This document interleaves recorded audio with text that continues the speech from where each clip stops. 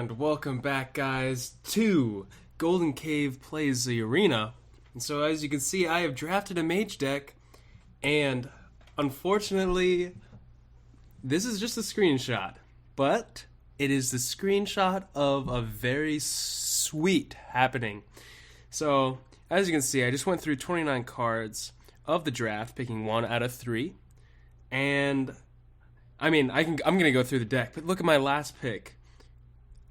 I have Sylvanas Windrunner, Ragnaros the Firelord, or the Beast. So that's pretty sweet. It's pretty cool to have, like, on your final pick to have the legendaries, choose from legendaries. But I mean, it's clear, and I chose this to choose Ragnaros the Firelord. I mean, he's just fantastic. Like, immunity, like, he just does 8 damage to some random enemy and doesn't take any. Like, that's so sweet. But anyways, let's just go through my deck that I have drafted so far, and it's a fairly strong deck. So I've got 1 Arcane Missiles. That's actually a really nice card. Really nice card. I don't know if I would actually get 2 of those, but it's really valuable card, and especially in the early game. And you couple that with a Sorcerer's Apprentice and really nice, you can have some really cool combos. Plus some spell power just makes Arcane Missiles even more effective. Also, Frostbolt. I have 1 of those. In general, this is like one of the top picks probably for Mage. Just because, like, it's really, early game is really nice. I mean, it does 3 damage, but also freezes the target. Like, in some situations, you add a little bit of spell power. All of a sudden now, with the Mage, your Mage hero power, you could kill something that has potentially 5 health, and like using 4 mana to do it. And you know, there's only one thing that they can summon that has 5 health for 4 mana, which is the Yeti, which I don't actually have in this deck. Interesting. He's everybody's, you know, good friend. But moving on, River Crocolisk. I have 2 of them. He's not a bad card. I mean, I wouldn't say he's necessarily the best 2 you can have, but I mean, in any deck you need some of those. You need a fair amount of 2s, and this gets into a discussion about the mana curve, and you can see that bottom middle of the page there. But you know, River Crocolisk, not the worst. 2 for a 2/3. He's really good against, you know, minions that do only 2 damage because he lives, right? So, yeah. So moving on to Sorcerer's Apprentice. This card actually made me reconsider it. Like, in the arena, I've found that Sorcerer's Apprentice is actually pretty useful if you have spells. So if you have spells, so that adds a whole nother level to the arena. And especially for me, it's really hard to find a good balance between spells and creatures. And I think I might actually I think this deck found a pretty good balance of that. I mean, I'm not exactly sure what the great ratio is, but regardless, Sorcerer's Apprentice decreases all the mana costs of spells by 1, means that you can cast Arcane Missiles for free. That's really sweet. In early game plays, like, that is awesome. Moving on, Youthful Brewmaster. Also a 3/2, just like the Sorcerer's Apprentice. In general, fantastic card, because you have the 3/2 anyway. Like, that's very valuable. But also, you can pick up a previously laid down card on the minion on your battlefield. Pick him up, and you can play him again. Like, he comes to your hand. Sorry, explaining that poorly. But that has been really sweet. I mean, you can combine effects, which, if you look just a little bit down, Earthen Ring Farseer, he has a battle cry of you can heal 3 HP to target. So, just, I think I did utilize him in a game, and you know, it's to great effect too. Or even if you don't have a minion that has a great battle cry effect.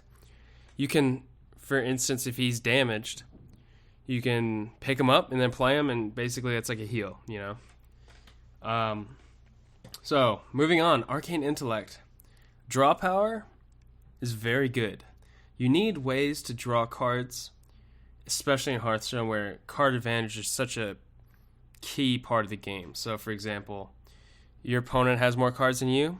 Like, you have 3 cards in your hand and they have 6. Well, you might be winning, like, the short term, but overall they're likely actually to win the game because they have more options, so they can trade better. They can use their cards more optimally than you can. So, Arcane Intellect. Good card. Earthen Ring Farseer, we discussed this a little bit. It's a 3/3, and you can battle cry for 3 health, which is a really valuable card. Also moving on to value, Harvest Golem. Death Rattle. When it dies, it's a 2/3, but when it dies, it summons a 2/1. Damaged Golem. So, also, it's a pretty popular card because of that. Like, it's good in controlled decks, which means like you want to have the control of the board. All right, moving on. My next, probably one of my favorite minions, Raging Worgen, and I have 2 of these guys. So they are especially my favorite to be in a mage deck because you can quite easily set their enrage effect off. Their range effect is, so if they take damage, the Raging Worgen gains +1 attack and gets Wind Fury. So Wind Fury, you can attack twice. All of a sudden, you have a minion that can do 8 damage to the enemy player. Or it can take out like 2 different minions in one turn. Like, that's really sweet. Like, attacking twice in this game is a big deal, and Raging Worgen for that is very awesome card. He's a big threat.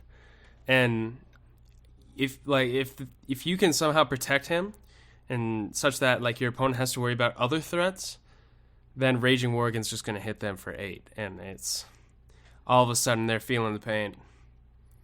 And I don't have an Acolyte of Pain. That would be sweet. But my next guy is Scarlet Crusader. Scarlet Crusader, also a highly valuable pick. It's a 3/1 with Divine Shield. The 1 health isn't amazing, but the Divine Shield is. So potentially you can do 3 damage to 2 different creatures, and you can trade a 2 for a 1. So that means you kill 2 minions, and you only lose that 1 Scarlet Crusader. It's pretty good. So my next pick, Cone of Cold. That's really... I wouldn't say I picked that card, but it's kind of cool. It's better than in my opinion, it's better than a Frost Nova, because Frost Nova just freezes your opponent's minions. But I like Cone of Cold because you also do 1 damage to potentially 3 different creatures, which is pretty cool. But as soon as you get spell power on the board, now you can do 2 damage to 3 different creatures and freeze. So in retrospect, if I had some kind of like Arcane Explosion, which is a 2-cost mana, does 1 damage, I'm still getting kind of the same effect. But I guess Cone of Cold is cool in that you can just freeze the other side of the board and do damage. So it's kind of a mix there. All right, moving on to Fireball. I got 2 of these bad boys. Fireball is top pick for Mage. Like, this is probably one of the best cards you can have in a Mage deck aside from Flame Strike. And if you just glanced there, you saw that I didn't have Flame Strike. So, sad day, but that's how it is sometimes, right? You don't always get what you want, but you gotta be happy with 2 fireballs. So moving on, Polymorph. Polymorph, change any minion for 4 mana into a 1/1 sheep. Unblockable, except I guess if you have like some kind of counter spell, which is a Mage secret. And that is a fantastic card. So you can see my deck has plenty of removal of these big minions, right? Because Fireball does 6 damage, and you can you get spell power minions, which I have some, to make that do even more damage, 7, 8. And there aren't that many minions that have more health than that, right? And of course, 6 damage is a considerable chunk for 4 mana. Very cost effective. So moving on to Gnomish Inventor. Just not a bad card. A 2/4. 2 attack, 4 hit points. Also Battle Cry, draw a card. Drawing cards is good, you know. And that, enough said. He's not my favorite card, but he's not a bad pick. Alright, moving on. I have 2 Ogre Magi. They're not bad. I wouldn't say they're amazing either, but they're fairly good value, I guess, because you get the +1 spell power. And it's a 4/4. It's fairly large creature, and the spell power is sweet. Okay, now I have 2 Twilight Drakes. 2 Twilight Drakes. These guys are so good. Like you can play. It doesn't even almost matter about your early game, in some sense, if you have a Twilight Drake in your hand, because then on turn 4, or maybe it's a turn 3 with the coin when you're going second, all of a sudden you have like a 4/7 out there, and that is huge. Like whatever they have, your opponent has laid down before then, and maybe you haven't laid down anything. Your Twilight Drake, they're gonna have to run their minions into that to get rid of it, or in the case that they are doing the smart thing and just attacking your face, like your Twilight Drake can like go almost 2 for 1, 3 for 1 even. So it's pretty huge. All right, next is Water Elemental. It's a 3/6, freezes any minion it does damage to, or it can also freeze the hero, which is kind of cool. But Water Elemental, it's a class card as well for Mage. It's a good card. You can definitely get a lot of value out of it. And as you can see in my deck here, then like I think the 4s are pretty critical mana. Like once you get to 4 mana, that's like pretty critical jump from the 2, 3, 1s, and yeah. So Water Elemental is in the same vein, very important. It's a good card. 3/6, like the Twilight Drake, can trade with a lot of those other small minions that come out. All right, Azure Drake, 5 mana, draw a card. It's a 4/4, has spell power. Just a very great value card.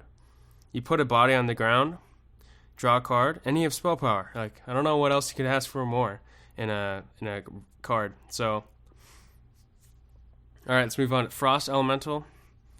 This is a 5/5, and you Battle Cry of a freeze any minion. It's not bad. I mean, I wouldn't say it's my favorite card, but it's a 5/5. It's not bad. All right, moving on to Sunwalker. This guy, for 6 mana, a 4/5 minion with Divine Shield and Taunt. So this is the guy, he's your go-to guy when you're in trouble. Or if you just need a taunt. Now, looking at my deck, I actually don't have that many taunts. And you know what? I think Sunwalker helped out a bunch. Well, we'll see. Well, okay. I remember Sunwalker, if you can get the Sunwalker out and the Raging Worgen behind him, that's cool. Pretty much, unless they do something drastic, you're gonna activate your Raging Worgen using the hero power, do 8 damage to their face, if not more. And the last picks before Ragnaros, I have 2 Stormwind Champions. Stormwind Champions, fantastic card. In Arena, I think you have to have some big minions. So there's an argument that maybe you want to take control of the early game and just take it to your opponent right away, control the game. But I think there's also something to be said of this mana curve. If you don't have late game minions, as the game goes on, you're not going to have any kind of threat, you know what I mean? So my 2 Stormwind Champions do provide that kind of threat, because if I have any minions whatsoever out on the field and they come out, they get +1/+1, and that's a pretty big deal. And so now my final card, guys, is of course Ragnaros, and a powerful card he is, in Yoda speak. So guys, with that, that's my arena deck for the Mage, and we'll see how it does. So thanks guys for tuning in, and I'll see you guys next time.